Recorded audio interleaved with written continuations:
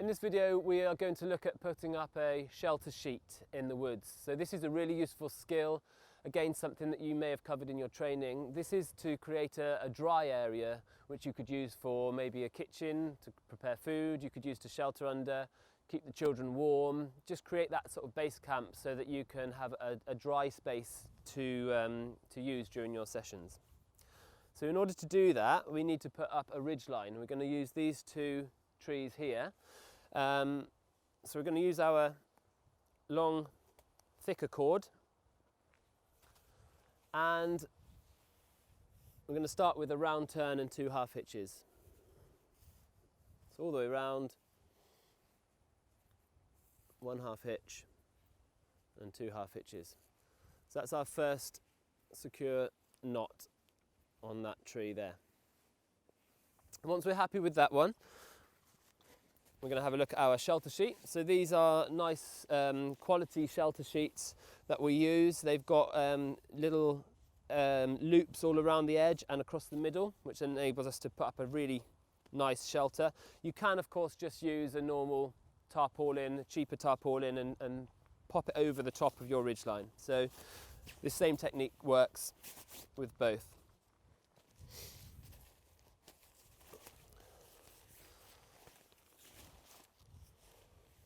So with these we have got the ridgeline across the middle. Make sure that fits. And you can see which is the inside and the outside. So the outside is the bit that's got the secure stitching over the top. It's more waterproof.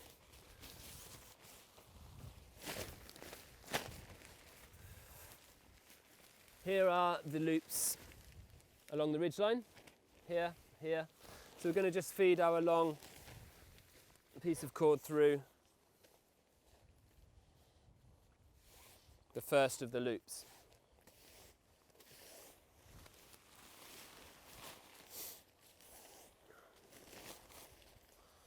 And when we've done that, we need to tie a securing knot onto the first loop, and that's just to stop the shelter sheet from sliding back and forth on the ridgeline. So to do that we can use a really simple overhand knot.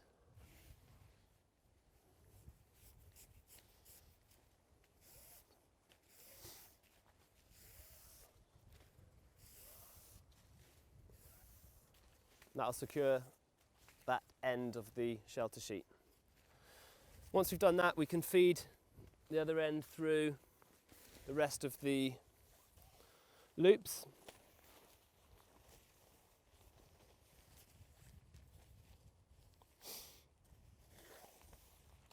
This is where it helps when your cord isn't too long.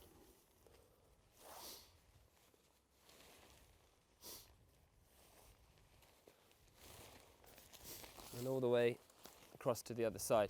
Now we'll pull this tight, and then we're going to tie one more overhand knot on this end to secure the shelter sheet right in the middle.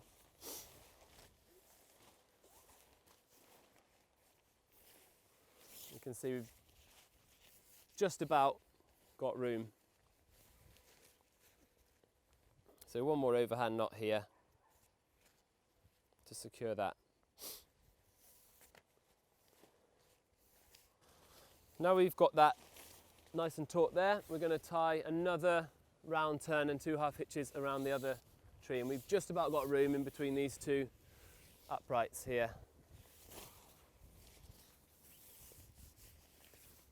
All the way around, and then your 2 half hitches again, and that should give us a nice tight ridge line. So what we want to aim for is having this nice and secure, nice and tight, and that will mean that if it does rain, any water is going to come straight off.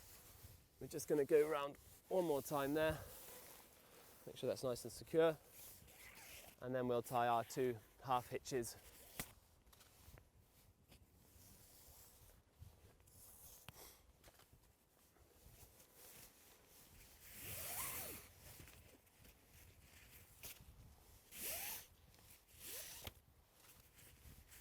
There we go. And that's the ridge line secure between the two trees.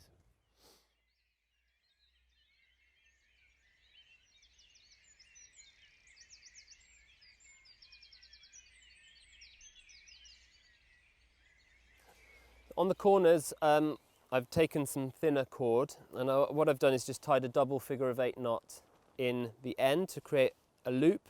There's lots of different ways that you could join on to these loops on the corner, but this is my preferred option. And this enables us just to post the loop through and then feed the rope back on itself.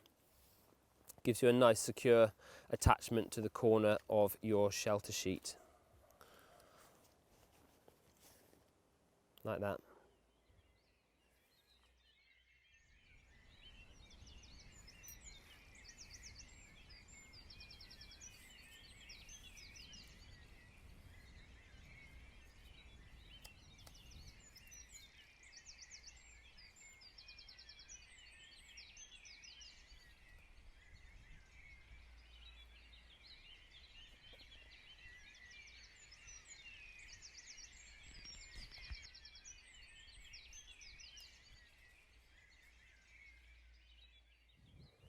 So what I've done now is I've pegged the back of the shelter with some pegs down to the ground so that we can keep that side nice and low. So that's going to keep it a bit warmer in there, cut the wind out for the children. And then this front side of the shelter I'm going to bring a little bit higher so that we can walk underneath. So this would be a good shape if you were maybe setting up an activity under there, or an outdoor kitchen, or somewhere where you needed a bit more space. And these shelter sheets are really flexible because you can have them right down to the ground, or you can lift them up higher if you need a sunshade or a bit more space. So finally, I'm going to secure this last corner onto this tree here with another round turn and 2 half hitches.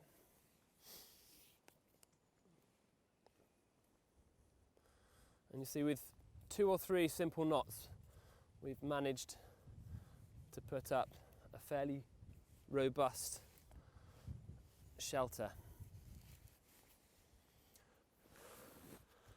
There you go, so nice and tight, no loose edges, nothing that's going to catch the wind too much. That'll create a nice dry shelter. If it does rain and you're worried about the water pooling in the top, what you can do is bring down one of these middle loops with another guy rope, and that'll create a place for the rain to drip off. So it's just thinking about how we're going to manage it and what this shelter is going to be used for, and that then affects how we design it and how we put it up.